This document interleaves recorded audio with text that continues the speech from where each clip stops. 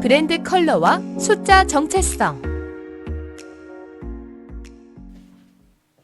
네, 여러분 브랜드 개성에 대해서 계속 우리가 알아보고 있는데요. 브랜드 개성을 주는 것 중에 이제 여러분들도 맞추실 수 있을 겁니다. 또 어떤 요소가 브랜드 개성을 보다 명확하게 보여줄 수가 있을까요?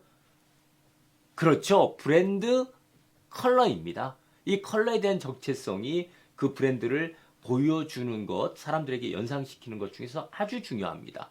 그래서 컬러를 함부로 쓰는 것이 아닙니다. 가끔 명함 뭐 이상한 컬러로 만들어 오시는 분이 있는데요. 왜 이 컬러를 쓰셨습니까? 하면 그거에 대해서 대답을 못 하시는 분들이 상당히 많습니다. 아, 그냥 좋아서요. 아, 이건 아닌 거죠. 그걸 브랜드, 그렇게 대답을 하시면 그 사람을, 그 기업을 브랜드라고 인정을 하지 않습니다.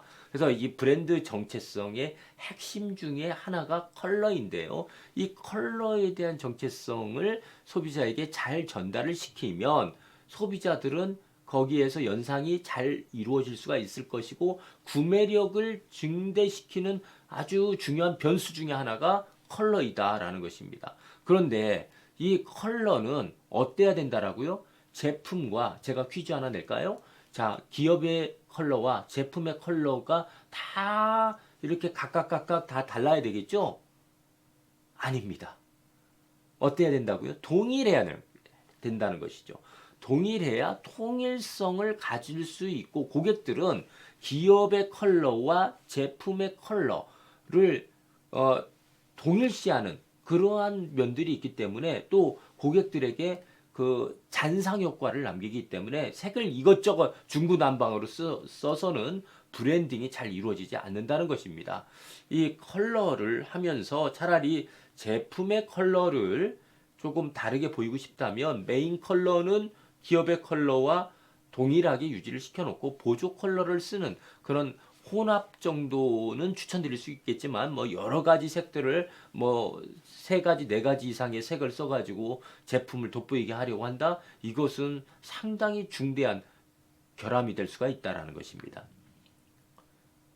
네, 이렇게 컬러를 통해서 브랜드를 이제 구축을 할 때는 또 담겨야 되는 것이 무엇일까요? 그렇습니다. 기업의 철학이 컬러에 반드시 담겨야 됩니다. 이 업을 하는 정의, 이 업의 정의가 컬러에 담겨야 그 브랜드의 개성을 드러낼 수가 있을 것이다라고 저는 말씀을 드리는 것이고요. 그러나 이 컬러의 정체성이 좀 변할 수가 있죠. 시대에 따라서 변할 수가 있죠. 그렇기 때문에 중간중간 리뉴얼을 해주는 것은 뭐 이해가 되는 대목이고 또 관리를 해줘야 됩니다.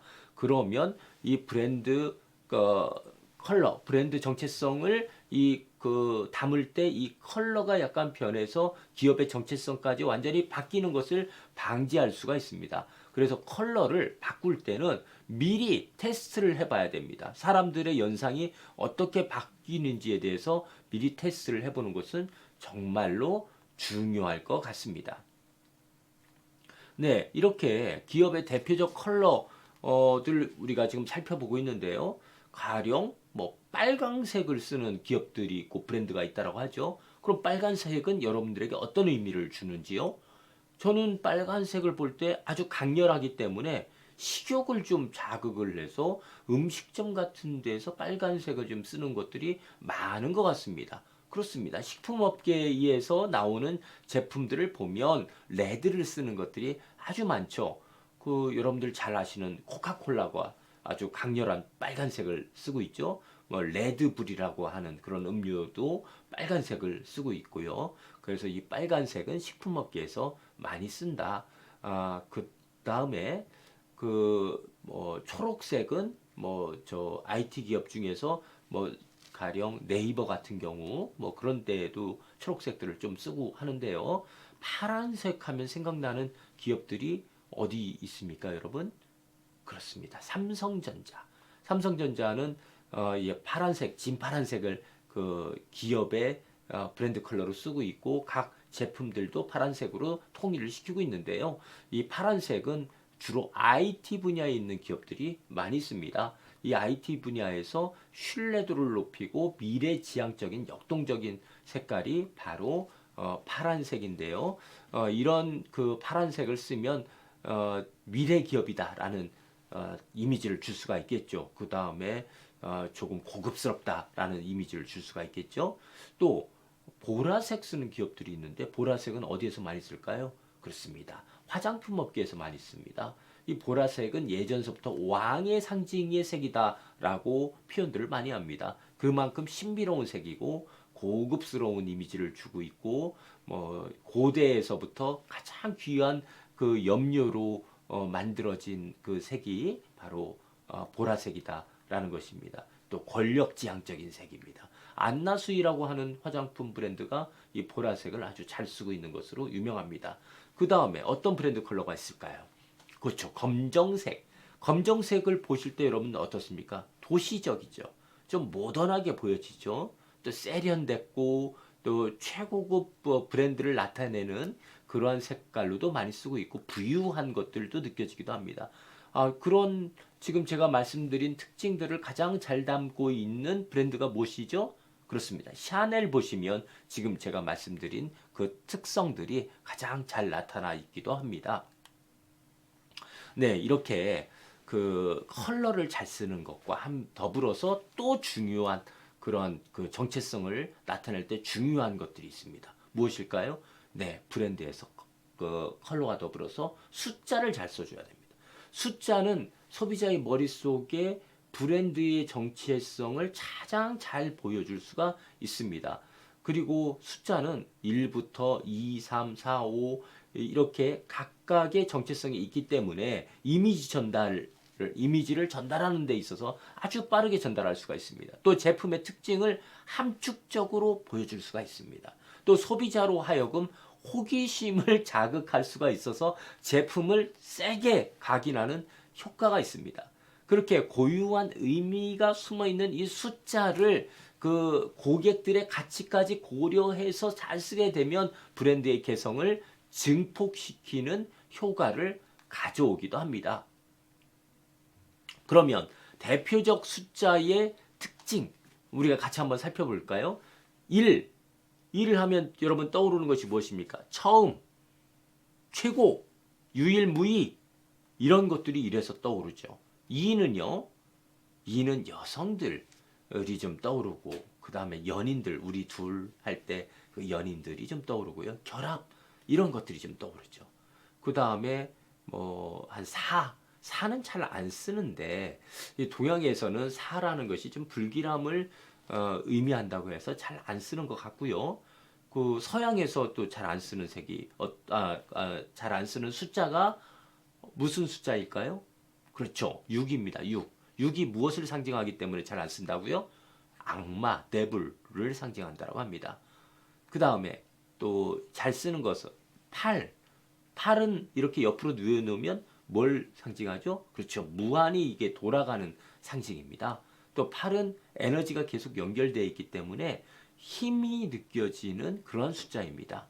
그리고 중국에서도 8을 아주 좋아하죠. 그래서 중국에서는 가격을 책정할 때 888원, 8위엔, 8,888위엔 이렇게 그 하는 마케팅들이 아주 많습니다. 가격택에 그렇게 실제로 하는 곳은 정말로 많습니다. 그래서 중국 가서 쓰지 말아야 될 그 숫자가 있지만 중국인들은 8이라는 숫자, 또 9라는 숫자 아주 좋아합니다. 9라는 것은 어떤 의미일까요? 많다라는 겁니다. 많다.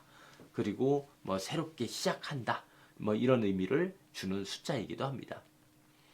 네, 이렇게 그 여러 숫자의 의미를 좀 알아봤는데 아까 제가 말씀 안 드린 숫자가 있었네요. 3은 기독교에서 삼위일체를 이렇게 우리가 떠올릴 수가 있는데 조화롭게 완성된 숫자다라고 말씀을 드릴 수가 있고요. 동양에서는 천지인해서 3, 또 진리를 얘기할 때 3세번의 진리 이런 것들을 넣기도 하죠. 껌 같은 경우에도 3이 많이 들어간 것들을 제가 많이 봤는데요. 짜일리툴 333 뭐 그다음에 주방에서 많이 쓰던 예전에 사랑받던 뭐 요즘에도 많이 사랑하는 것 같은데요. 주방 세제가 있죠. 트리오라고 해서 3을 주제로 그 브랜드에다가 쓰고 있습니다. 그 다음에 예전에 영화 애니메이션 영화 뭐 토이스토리 뭐 이런 것들도 지금 숫자를 잘 써놓은 잘 사용한 그런 브랜딩 방법이다라고 말씀을 드릴 수가 있겠습니다.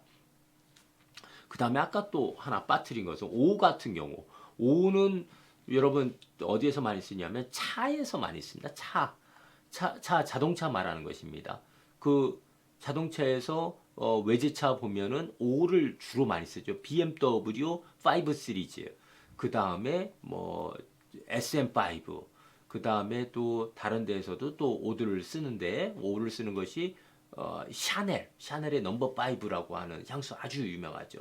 그리고 음료 마케팅에 오를 써가지고 아주 유명해진 음료가 있습니다. 광동제약의 비타500 아주 많이 했죠. 많이 뭐 팔았죠. 이 오를 아주 잘 쓴 사례입니다. 그 중에 샤넬 넘버 5는 이 오를 강조하려고 출시를 5월 5일로 맞추기도 했습니다. 그러니까 사람들이 어떻게 됐겠습니까? 아, 5라는 숫자가 샤넬을 보면은 확 머릿속에 각인이 된 것이죠. 예, 이렇게 숫자들을 참 잘 써서 다들 성공하는 기업들이 있는데요. 그 중에서 기업들이 가장 선호하는 숫자가 있습니다. 그것이 무엇일까요? 7입니다. 7. 7을 여러분은 어떻게 인식하고 계십니까? 그렇습니다. 행운의 숫자라고 인식을 하고 있습니다. 그리고 뭐 7가지 빛깔, 그 다음에 뭐 아까 기독교 얘기를 했는데요.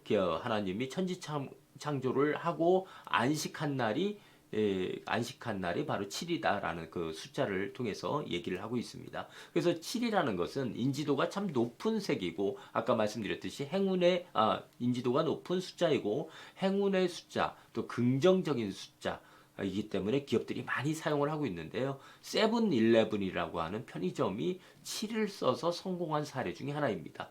우리 그 기업 중에 예전에 손톱깎이 했던 기업이 있는데 37이라고, 예, 여러분 기억하시죠? 그런 것들로 저 아주 포지셔닝을 잘한 기업의 사례도 있습니다. 아, 가수도 있습니다. 가수 세븐.